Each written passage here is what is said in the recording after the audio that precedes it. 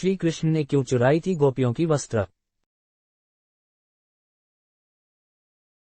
नदी में नहाती हुई गोपियों के वस्त्र चुरा लेना, ये बालकृष्ण की एक नटखट का नहीं बल्कि उनकी एक लीला थी, जिसके माध्यम से उन्होंने बालपन में गोपियों को एक अच्छी सीख सिखाने चाहा।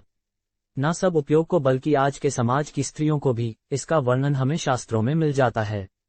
दोस्तों, पद्म पुराण में वर्णित कथा के अनुसार एक दिन की बात है, जब गोपियां जल में स्नान करने के लिए तालाब में उतरती है। भगवान कृष्ण पेड़ पर बैठकर यह दृश्य आराम से देख रहे होते हैं। जब गोपियां नहाने के लिए व्यस्त हो जाती है तो श्री कृष्ण ने गोपियों के वस्त्र चुराकर छुपा दिए। जब गोपियां नहाकर तालाब से निकलने वाली थी तो उन्होंने देखा कि उनके वहां वस्त्र नहीं थे, और वह सब चिंतित होने लगी। उसी समय गोपियों के नजर छुपकर पेड़ पर बैठे श्री कृष्ण पर पड़ी। गोपियों ने कहा कि गोपियों को नहाते हुए देखने में जरा भी लज्जा नहीं आती तुम्हें। गोपियां कृष्ण से जब यह बात कहती है तो प्रश्न भी पलटकर कृष्ण कहते हैं कि मुझे लज्जा क्यों आएगी। लज्जा तो तुम्हें आनी चाहिए जो निर्वस्त्र होकर नहा रही हो।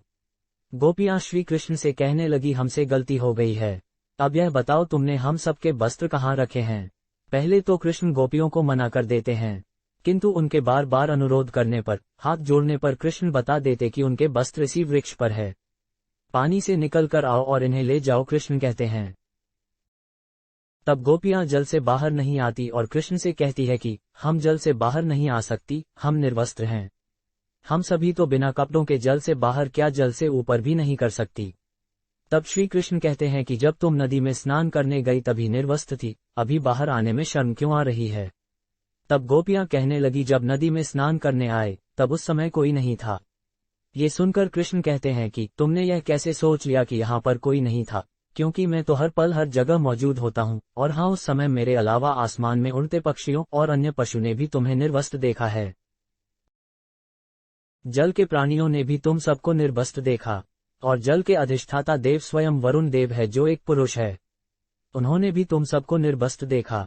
साथ ही तुम्हारे पूर्वजों ने भी तुम्हें इस अवस्था में देखा है, क्योंकि पुराणों के अनुसार नहाते समय हम सभी के पूर्वज हमारे आसपास होते हैं और वस्त्र से गिरने वाले जल को ग्रहण करते हैं, जिनसे उनको तृप्ति मिलती है। निर्वस्त्र स्नान करने से पूर्वज नाराज हो जाते हैं और व्यक्ति को सुख प्राप्त नहीं हो पाता, उसके सुख नष्ट हो जाते हैं, इसलिए कभी भी निर्वस्त्र स्नान नहीं करना चाहिए। कृष्ण गोपियों को यह अद्भुत सीख देने के बाद उनके वस्त्र लौटा देते हैं और कहते हैं कि जब तक मनुष्य शरीर स्वरूप इस माया के बंधन में बना हुआ रहता है, तब तक वह मोक्ष को प्राप्त नहीं हो सकता। माया बंद रहने से मनुष्य को वैकुंठ में प्रवेश करना भी असंभव हो जाता है।